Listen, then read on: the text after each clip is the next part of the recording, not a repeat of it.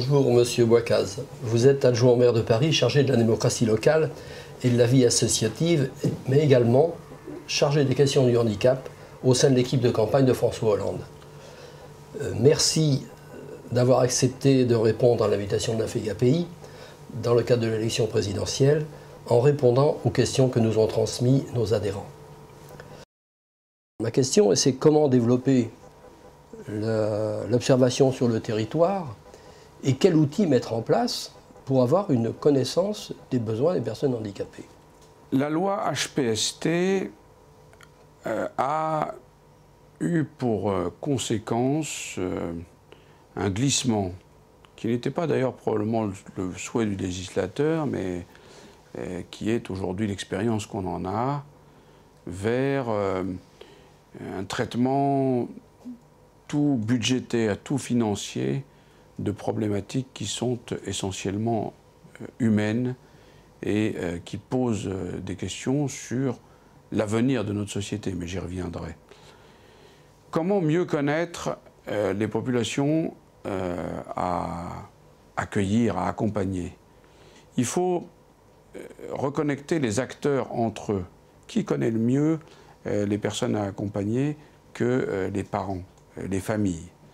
Qui connaît le mieux les personnes à accompagner que l'ensemble des structures qui gèrent la petite enfance, que sont les camps, les CESAD, éventuellement les CMP. Bon. Tous ces outils doivent être synergiés, doivent être coordonnés. C'était d'ailleurs le rôle de la CNSA. Et les outils dont dispose le ministère, les outils d'études, doivent être mis à leur disposition pour en effet mesurer sur tout le territoire, et c'est pas simple à faire, et qualifier, je dirais, la population à accompagner. Le tissu associatif qui, pour des raisons évidentes, connaissait bien les situations à traiter, a été exclu de sa capacité d'initiative et de proposition.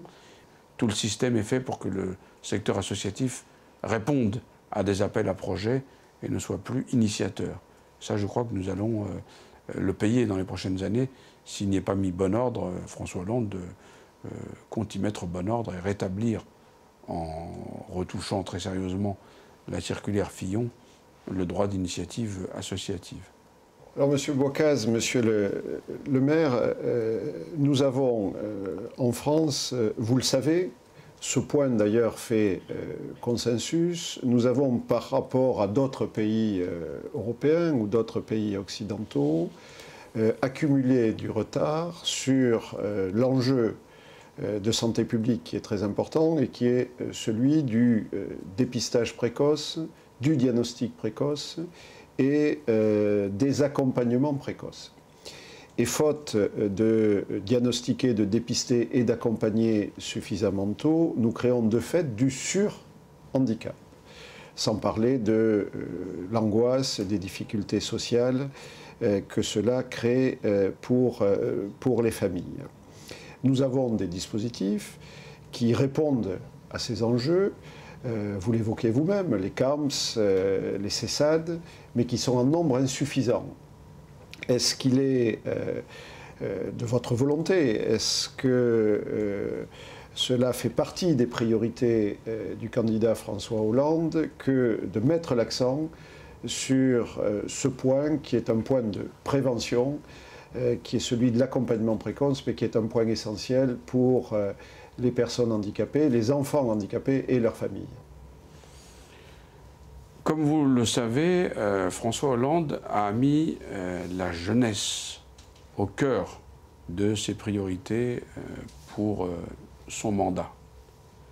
Comme il faut toujours prendre des engagements que l'on va tenir, l'engagement que je prends, c'est d'examiner avec toute la bienveillance possible, toute l'attention possible, les projets de camps qui nous seront soumis.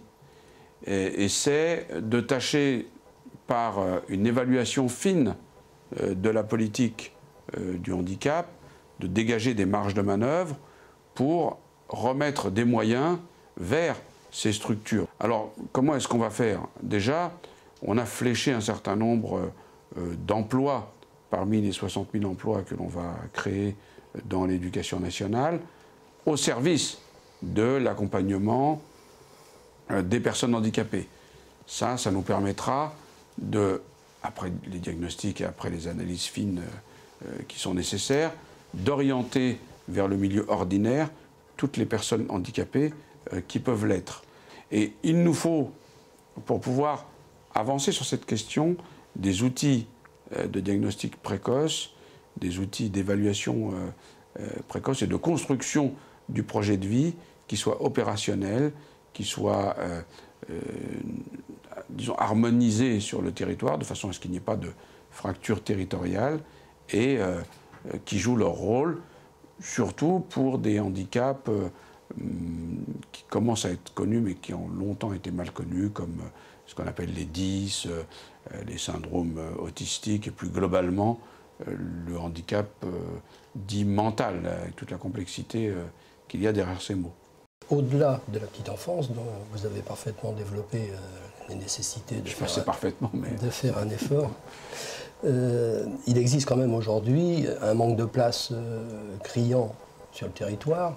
On estime à environ 80 000 personnes qui sont mal accompagnées ou pas du tout accompagnées sur le territoire.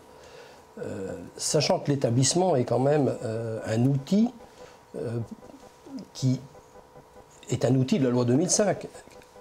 Dans l'accompagnement du handicap, c'est la compensation du handicap. L'établissement fait partie de la compensation du handicap. Alors, est-ce que vous allez avoir une politique de continuité dans la création des places pour personnes qui sont sans solution à l'heure d'aujourd'hui? Il est de coutume, depuis un certain nombre d'années, de laisser les personnes handicapées en plan. Ça veut dire d'annoncer à grand flonflon un plan ceci, un plan cela, de faire une belle réunion introductive du plan avec 18 mesures, 4 catégories, et puis de se revoir 3 ans après pour constater que le plan n'a pas été mis en œuvre, mais qu'on va en faire une version 2 et que cette fois-ci, promis, on va le mettre en œuvre. François Hollande ne va pas tomber là-dedans. François Hollande fait face à une situation économique qui est ce qu'elle est, à une croissance qui est atone, à une dette qui explose, et il va chercher des marges de manœuvre dans l'optimisation des moyens dont on dispose. Une meilleure articulation du sanitaire et du médico-social, c'est probablement plusieurs centaines de millions d'euros d'économies. C'est ces marges de manœuvre qu'il nous appartiendra tous de dégager. Les élus, les hommes politiques, le tissu associatif et l'intelligence des personnels. C'est cette synergie-là qui va nous permettre de dégager des marges de manœuvre. Et ces marges de manœuvre seront affectées, effectivement, à la création de places dans les secteurs les plus en tension du handicap, que sont le syndrome autistique, le handicap mental. Alors on va essayer de prendre le problème par tous les bouts.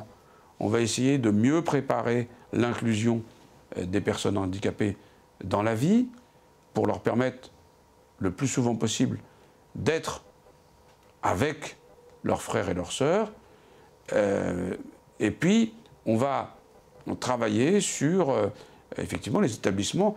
Ce pays pâtit beaucoup des effets de cliquet, c'est-à-dire qu'on est ou dans un cadre ou dans un autre. Et il nous faut développer les passerelles entre établissements spécialisés et écoles ordinaires, développer la possibilité pour les personnes d'aller à un moment dans un endroit parce que c'est plus adapté, parce qu'il y a un cap à franchir, et de retourner dans le milieu ordinaire dès que c'est possible. Et cela, ce n'est pas tellement une question de moyens financiers, c'est plus une question d'approche. Il nous faut décloisonner, il nous faut abattre les préjugés qui font que le médico-social et le sanitaire ont du mal à travailler ensemble, qui font que le milieu ordinaire et le milieu spécialisé ont du mal à travailler ensemble. Et cela, c'est plus d'intelligence et de créativité que nous avons besoin que de moyens.